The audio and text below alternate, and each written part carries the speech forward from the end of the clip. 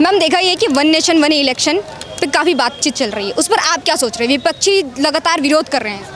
नहीं, one nation one election तो बहुत इम्पॉर्टेंट है हमारे देश के लिए।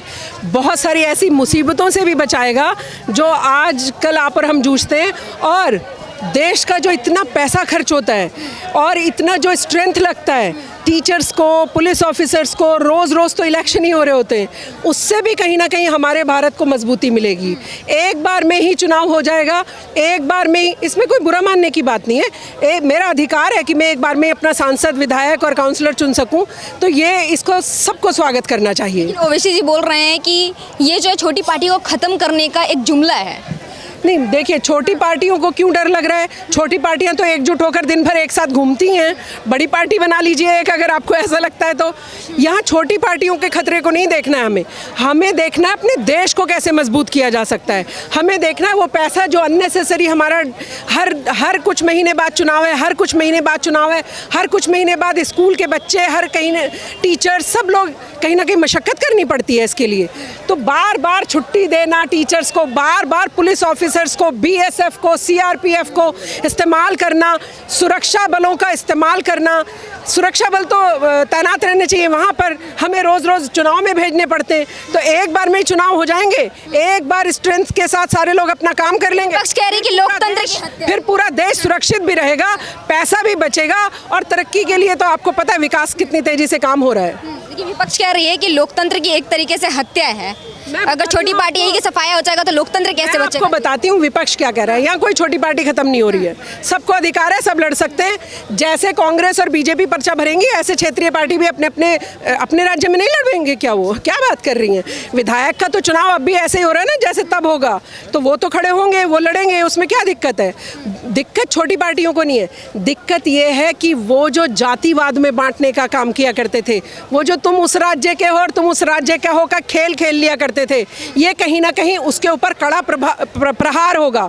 और ये सारी दुकानें जो बंद होंगी, इन्हें अपनी दुकानों से डर लगता है कि दुकानें बंद होने वाली हैं, क्योंकि जब व्यक्ति जाएगा दिमाग में लेके, वो देश को सोच कर जाएगा, देश के लिए वोट करने जाएगा। इनके जो बहकाते हैं ये दिन भर कि तुम जाट हो, हिंदुओं को भी बांटने का काम कर रहे हैं। भाई, मुसलमानों को तो सारी जिंदगी साइड में फेंके ही रखा कि यू आर अल्पसंख्यक, आप अल्पसंख्यक हो, साइड में रहो।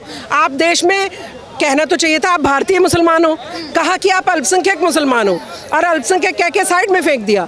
और अब आप देखिए कि इन्होंने एक नया तरीका अपनाया। अब राहुल गांधी पूरे देश में हिंदू भाइयों को बांटने का काम कर रहे हैं। तुम जाट हो, तुम गुर्जर हो, तुम दलित हो, तुम ये हो, तुम वो हो, सबको बांटने का काम किया जा रहा है। कहीं ना कहीं ये उसके ऊपर भी एक प्रतिबंध की तरह काम करे। फारूक अब्दुल्ला कह रहे हैं कि जम्मू कश्मीर में सिर्फ वोट पाने के लिए इन्होंने वन नेशन वन इलेक्शन वो लेकर के आ रहे हैं, बस जुमला है ये। अच्छा, एक बात बताइए, क्या ज़रूरत है सिर्फ जम्मू कश्मीर के लिए आदमी इतनी बड़ी ताकत को इस्तेमाल करेगा? क्या ज़रूरत है? जम्मू कश्मीर तो बीजेपी वैसे ही जीत जाएगी।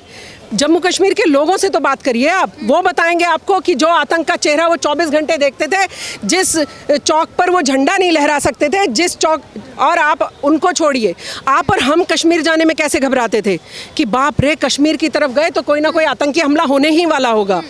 उससे वहाँ की जनता बच गई है, बहन बेटियाँ सुरक्षित हुई हैं कश्मीर के लोगों की।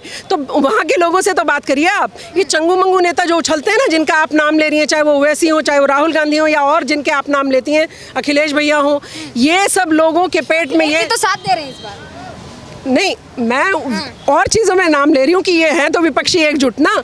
ये जो भी लोग इतना उछलते हैं, इन सबका सिर्फ एक ही वो है, पी चिदम्बरम जी इतने से गमले में गोभी की खेती किया करते थे, करोड़ों रुपए सरकार से लेते थे, मैं गोभी की खेती करता हूँ।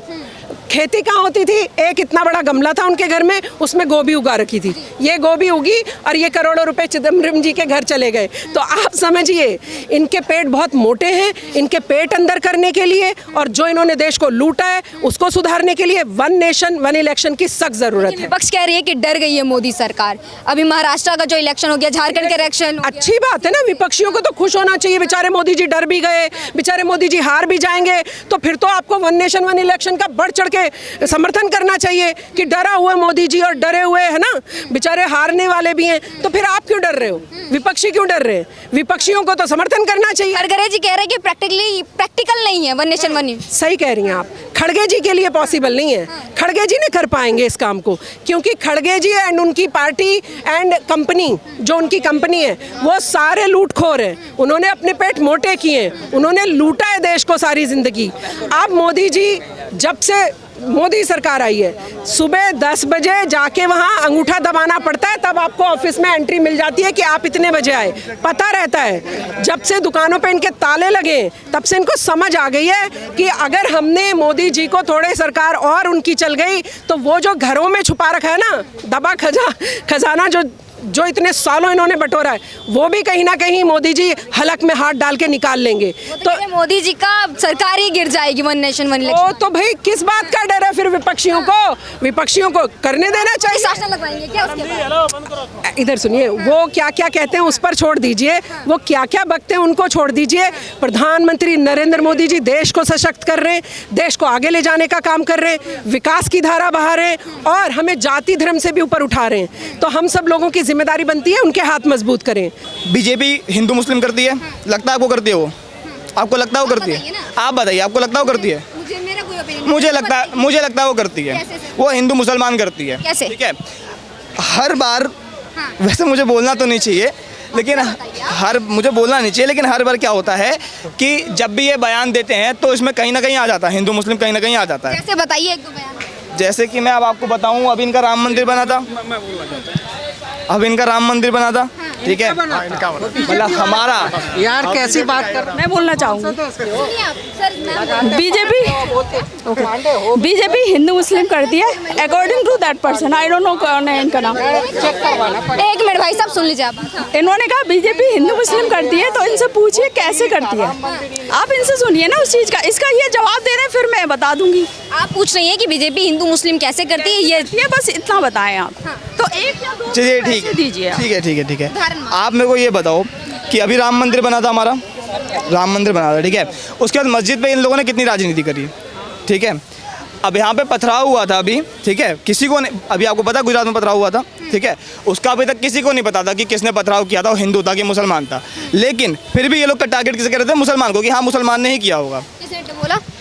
जनता बोलती है कि मुसलमान ने टारगेट किया। क्यों? जनता बीजेपी की होगी। और क्या? अब भाई जनता बीजेपी की होती है भाई, जनता बीजेपी की।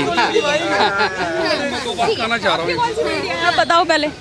मैम हम सोशल मीडिया से पॉलिटिकल है, आप बताइए क्या कहना चाहिए? उनका मतलब इन्होंने कहा बीजेपी हिंदू मुस्लिम करती है। अगर हिंदू मुस्लिम करती है तो रामपुर एक जगह है जो कि अयोध्या के उसमें आती है, यूपी में आती है, और गवर्नमेंट ने मोर देन 700 से ज़्यादा घर बनवाए थे जो कि टोटल कम्युनिटी मुस्लिम थी, और बीजेपी ने यानी कि हाँ वहाँ से एक वोट भी नहीं मिला, इसलिए वो अयोध्या से हार गए। अगर हिंदू मुस्लिम किया जाता तो उन्हें घर नहीं दिए जाते। ओनली दैट पर्सन अगर ये बोल सकते हैं इस पर तो बोलें, इसी बात पे बोल दें। राहुल गांधी के अमेरिका वाले जो बयान है अभी दिए जा रहे, लगातार जो आ रहे हैं, भारत को नीचा अधिकार, उस पर आप क्या सोचते हैं? उस पर देखिए मैं बहुत ज़्यादा नहीं देखती हूँ ये चीज़ें, फिर भी मैं ये कहना चाहूँगी कि अगर कोई इंसान टोटली इसमें आ रहा है तो पहले सब चीज़ों को देखे। अब इन्होंने कहा विकास नहीं होता, विकास कैसे नहीं होता ये बताएं फिर, और फिर सब कह रहे हैं महंगाई होती। आपको लगता है विकास हो रहा है? मुझे तो बिल्कुल भी नहीं लग रहा कि विकास हो रहा, बिल्कुल भी। भाई क्यों? भाई एक बात बताओ आप मेरे को, इतने टैक्सेस ये चार्ज करते हैं, टैक्सेस कितने चार्ज करते हैं? ये रोड टैक्स लेंगे, टोल टैक्स लेंगे, गाड़ी खरीदी उस पर कितने टैक्स लगते हैं? रोड कहीं से ही बनती है? ये बताओ, दिल्ली केजरीवाल की यहाँ रोड है, मैं जहाँ रहता हूँ यूपी में, वहाँ ऐसी रोडें बनी है ना कि आप अगर आप गाड़ी लेके वहाँ निकल गए तो आपके सौकर खराब होने ही होने हैं। एक बात बताइए, ये जो टैक्स वाला मांग रहा है, जो भी टैक्स ले रहे हैं, क्या ये 10 सालों में पैदा हुआ, इसके पहले नहीं था? इसके पहले भी था, लेकिन इतना तो नहीं था जितना आप होने लगाई है। इन्होंने छोटे भाई ठीक है, ये किसी पक्ष रखे कोई दिक्कत नहीं है, इनके जो बड़े हैं उनसे पूछिए यूपी में कितने गड्ढे होते थे, उत्तराखंड में कितने गड्ढे होते थे। ये जो आज केजरीवाल की वो कह रहे ना, केजरीवाल को बना आज जाकर चल जाइए, नांगलोई में जाइए, बसें नहीं चल रही। जो बात करने बड़ी बड़ी, और भाई दोस्त आप किसी समझ करें, अब गुमराह ना करें। हम पहले टाइम में कांग्रेस की सरकार थी जब हम 6 बजे बाहर नहीं निकल सकते थे, बिल्कुल बाहर नहीं निकल सकते। आज मैं अकेली दिल्ली आई हूँ इंदौर से, किसके? क्योंकि वो कानून और इतना बढ़िया महिलाओं का सपोर्ट करने वाले मोदी जी हैं। और बात हमारे एमपी की करें तो हमारे शिवराज मामा और जो मुख्यमंत्री जी हमारे यहाँ के हैं, वो महिलाओं के लिए तो इतना सपोर्ट करते हैं कि भगवान ईश्वर करे वो हमेशा ऐसे ही नेता मिले हमें। और मोदी जी से मैं तो मत बोलती हूँ कि मोदी जी को मेरी भी उम्र लगे, क्योंकि मोदी जी की तारीफों के पुल बांध रही है। वही राहुल गांधी कह रहे हैं 56 इंच का जो सीना मोदी जी का घट गया है, देखो, और मोदी जी का रोल मॉडल बदल दिया। थोड़ा बहुत कम ज़्यादा होता रहता है। हम परिवार चलाते हैं तो कभी कम ज़्यादा होता है या नहीं होता रहता है। इसका ये मतलब नहीं कि सीना उनका कमज़ोर हो गया, ऐसा नहीं है। कम हुआ है लेकिन घटा नहीं है। लेकिन आप सोचो, राहुल गांधी के बारे में सिर्फ एक कार्टून की इमेज बनी हुई है, सिर्फ कुछ भी बोलते हैं, उन्हें ये भी नहीं पता है। ये छोटे छोटे बच्चे जो ग्रामीण क्षेत्र के, जो कुछ नहीं जानते राजनीति के बारे में, वो भी सुनते हैं। हम राहुल गांधी को सुनेंगे क्या बोलता है, हम ताली बजाएंगे। बस मैं इतना ही था।